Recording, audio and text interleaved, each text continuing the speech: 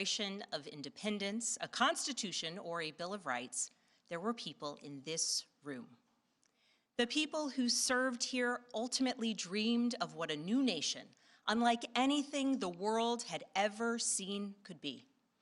The United States was founded on the idea that ordinary people could reject the unacceptable excesses of poor leadership, band together to demand better of their government, and create a nation that would be an example for the world. And this year, as we celebrate 250 years since America declared our independence from tyranny, I can think of no better place to speak to you as we reflect on the current state of our union. Tonight, as we watched our nation's lawmakers gather for a joint session of Congress, we did not hear the truth from our president. So let's speak plainly and honestly. And let me ask you, the American people watching at home, 3 questions. Is the president working to make life more affordable for you and your family? Is the president working to keep Americans safe both at home and abroad? Is the president working for you? As I campaigned for governor last year, I traveled to every corner of Virginia, and I heard the same pressing concern everywhere. Costs are too high in housing, healthcare, energy, and childcare. And I know these same conversations are being had all across this country. Because since this president took office last year, his reckless trade policies have forced American families to pay more than $1,700 each in tariff costs. Small businesses have suffered, farmers have suffered, some losing entire markets.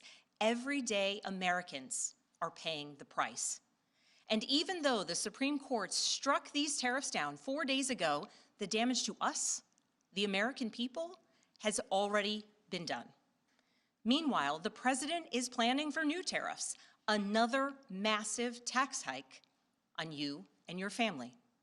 And Republicans in Congress, they remain unwilling to assert their constitutional authority to stop him.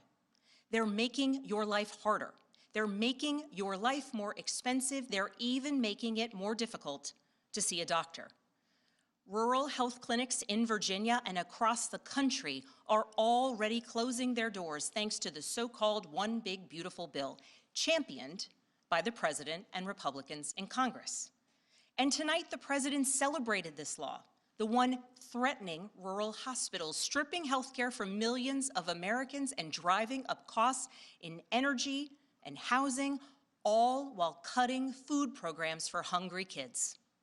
But here in Virginia, I am working with our state legislature to lower costs and make the Commonwealth more affordable.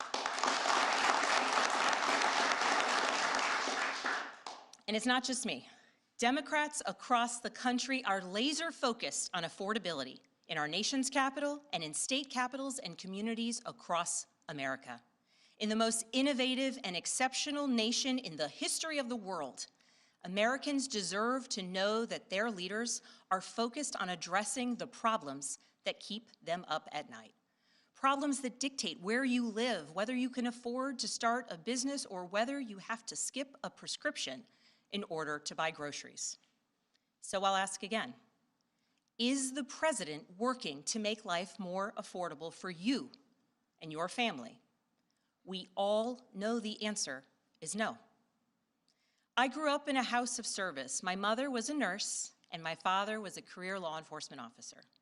I began my career by following in my father's footsteps as a federal agent, working money laundering and narcotics cases. I worked side by side with local and state police to keep our community safe and to uphold and enforce the law. Law enforcement officers across the country know that it is a unique responsibility to do the serious work of investigating crimes, comforting victims, and making arrests. It's about building trust, and that requires an abiding sense of duty and commitment to community. And yet, our president has sent poorly trained federal agents into our cities where they have arrested and detained American citizens and people who aspire to be Americans. And they have done it without a warrant. They have ripped nursing mothers away from their babies. They have sent children, a little boy in a blue bunny hat, children to far-off detention centers, and they have killed American citizens in our streets. And they have done it all with their faces masked from accountability. Every minute spent sowing fear is a minute not spent investigating murders, crimes against children, or the criminals defrauding seniors of their life savings. Our president told us tonight that we are safer because these agents arrest mothers and detain children. Think about that. Our broken immigration system is something to be fixed, not an excuse for unaccountable agents to terrorize our communities.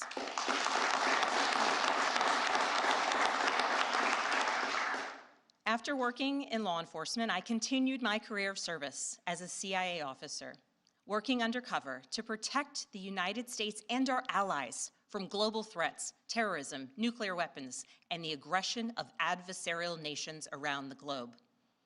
But as the president spoke of his perceived successes tonight, he continues to cede economic power and technological strength to Russia, bow down to China, bow down to a Russian dictator, and make plans for war with Iran. Here's the truth. Over the last year, through DOGE, mass firings, and the appointment of deeply unserious people to our nation's most serious positions, our president has endangered the long and storied history of the United States of America being a force for good. So I'll ask again, is the president working to keep Americans safe, both at home and abroad? We all know the answer is no. In his speech tonight, the president did what he always does. He lied, he scapegoated, and he distracted. And he offered no real solutions to our nation's pressing challenges, so many of which he is actively making worse. He tries to divide us. He tries to enrage us, to pit us against one another, neighbor against neighbor. And sometimes he succeeds. And so you have to ask, who benefits from his rhetoric, his policies, his actions, the short list of laws he's pushed through this Republican Congress? Somebody must be benefiting. He's enriching himself, his family, his friends. The scale of the corruption is unprecedented. There's the cover-up of the Epstein files, the crypto scams, cozying up to foreign princes for airplanes and billionaires for ballrooms, putting his name and face on buildings all over our nation's capital. This is not what our founders envisioned, not by a long shot.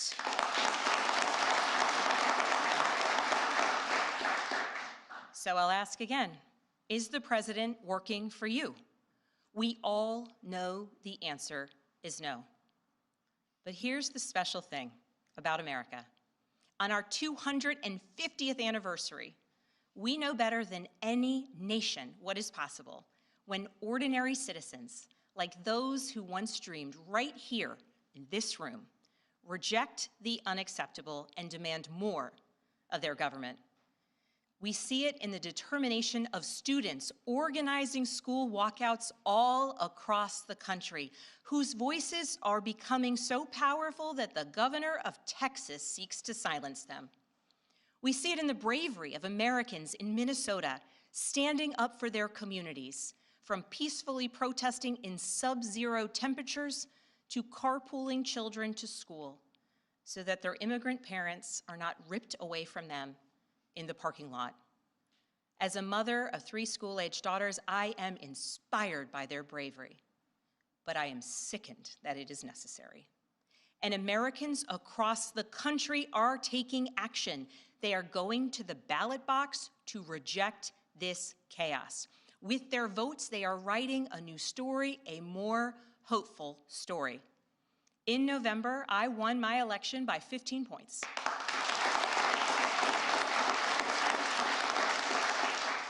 And we won 13 new seats in our state legislature. because voters decided they wanted something different. Our campaign earned votes from Democrats, Republicans, independents, and everyone in between, because they knew as citizens they could demand more, that they could vote for what they believe matters, and that they didn't need to be constrained by a party or political affiliation. This is happening across the country. New Jersey elected Mikey Sherrill as governor in a double-digit victory. Democrats flipped state legislative seats in places like Georgia, Iowa, Mississippi, and Texas. The list goes on and on.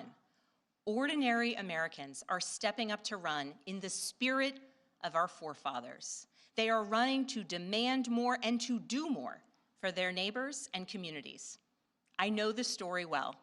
I first ran for office in 2018 alongside dozens of other Democrats who did the seemingly impossible, flipping 41 seats in Congress. In my case, I was the first Democrat elected in 50 years, swinging our district 17 points. Those who are stepping up now to run will win in November because Americans, you at home, know you can demand more, and that we are working to lower costs. We are working to keep our communities and our country safe, and we are working for you.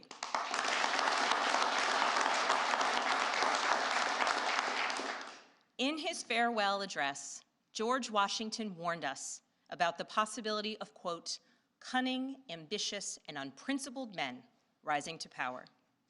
But he also encouraged us, all Americans, to unite in a common cause, to move this nation forward. That is our charge once more, and that is what we are seeing across the country. It is deeply American and patriotic to do so, and it is how we ensure that the state of our union remains strong, not just this year, but for the next 250 years as well, because we, the people, have the power to make change, the power to stand up for what is right, the power to demand more of our nation.